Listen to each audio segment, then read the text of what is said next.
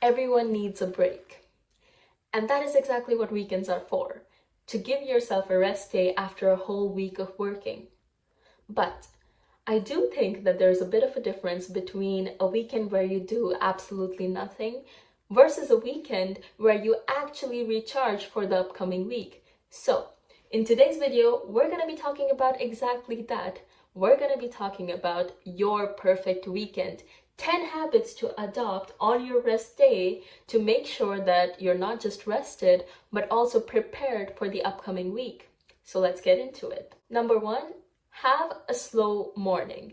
And having a slow morning essentially means that you do exactly what you do every single day, but you slow down the pace. Instead of waking up to an alarm clock, you wake up to the sunlight. That is especially good for your circadian rhythm, your body's internal clock. You go out for a nice slow walk and go to a cafe and sit there for around 30 minutes or so. Having a slow morning is so beneficial because it is important to start your day off without chaos, because chaos is for the weekdays.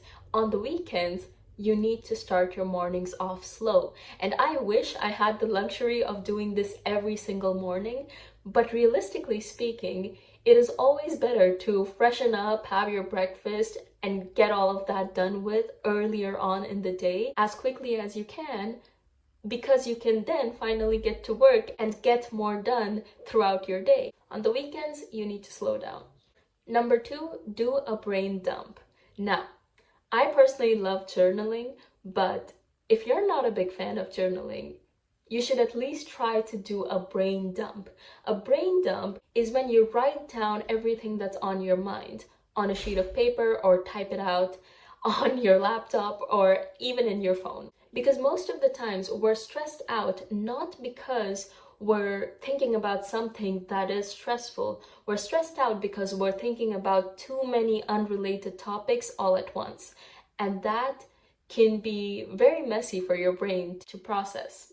Writing everything down or typing it all out is your way of making sure that you have a third person's overview on all of your thoughts. And that can be comforting because you finally come to realize that all of your thoughts are not independently something to worry about. They were all just getting clogged up in your brain, and that is why you had a subconscious stress that is now out on paper. Number 3, plan for the next week. And I want to be really careful here because this habit is subjective to each person. If planning the rest of your week stresses you out, then it's probably best to do it on Monday morning or at the end of your Sunday. But if you think that planning the next week can help you calm down a bit more for the weekend because you have the rest of your week planned out and you don't have anything else to worry about, you've got a clear schedule and you can finally enjoy your weekend, you should plan your upcoming week earlier on in the day. Number 4, clean and organize your space.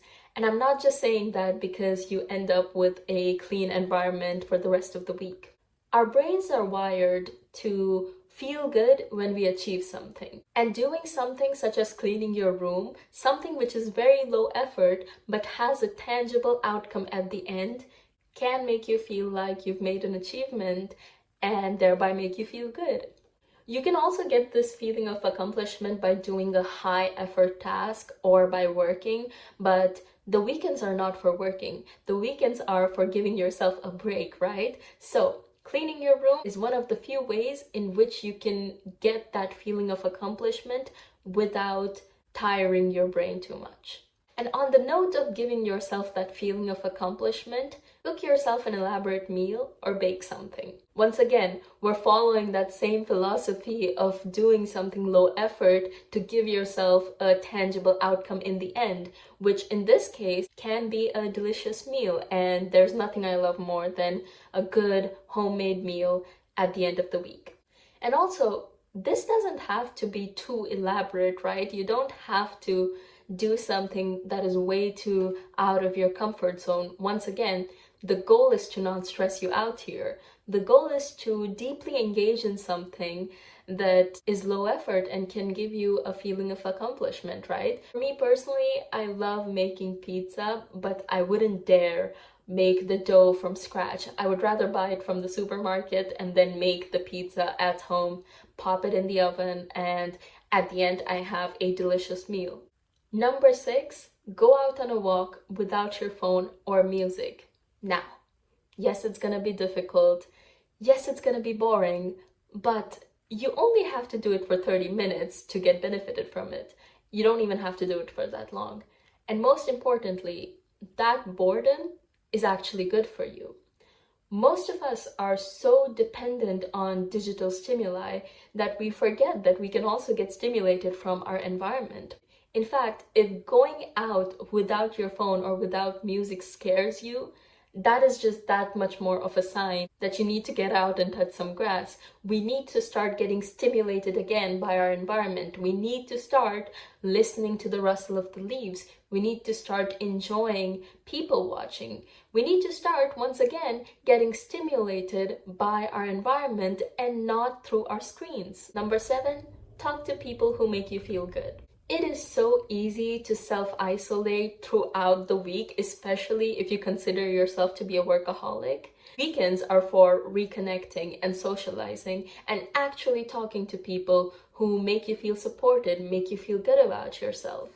You can give your family a call, you can give your friends a call, you can arrange a lunch, anything along those lines. Start reconnecting with people at least on the weekends, because even if self-isolating can be comforting throughout the week because you feel more focused, in the long term, it's not really healthy to have no social contact whatsoever. If you think that you are not seeing anyone throughout the whole week because it distracts you from your goals or from your work, make sure to do that at least on the weekends. It is very important and you're gonna feel great. Number 8 is a bit controversial, but I'm gonna say it anyways because that's something that I like to do personally. Be a consumer. Now, I don't mean go on a shopping spree every single weekend, but there is no harm in going to a cafe and getting yourself a slightly overexpensive pastry, or even going to the clothing store and buying yourself a little sweater. These little treats actually make you feel so good, and you come to realize that you don't need to have an end of the month shopping spree to make you feel that good. You can actually buy little things on the weekends and feel equally as good. Be careful, be a bit more financially mindful, but yes, make sure to give yourself a treat every now and then. Number 9, learn something new.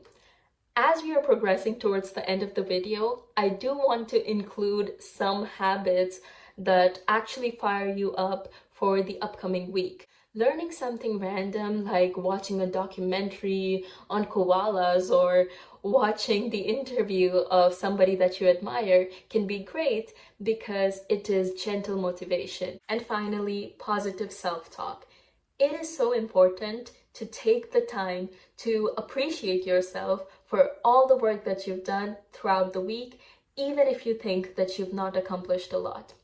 Because all those weeks pile into months, and all those months pile into years, and years of hard work and consistency ultimately lead to success. So, it is good to tap yourself on the back every now and then.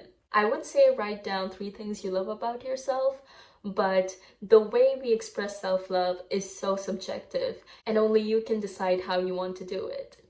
And that brings us to the end of this video. Now remember, what's most important is that you're well rested, right? I know I included a part of preparing yourself for the upcoming week in this video, but what's truly important is to make sure that none of that preparation leads to stress. You shouldn't start working in the process of planning to work. Also, all of these habits are independent of each other. You can implement only the habits that convince you and leave out the ones that you think are not going to add value to your weekends. Thank you so much for watching this video. I'll see you in the next one. Bye-bye.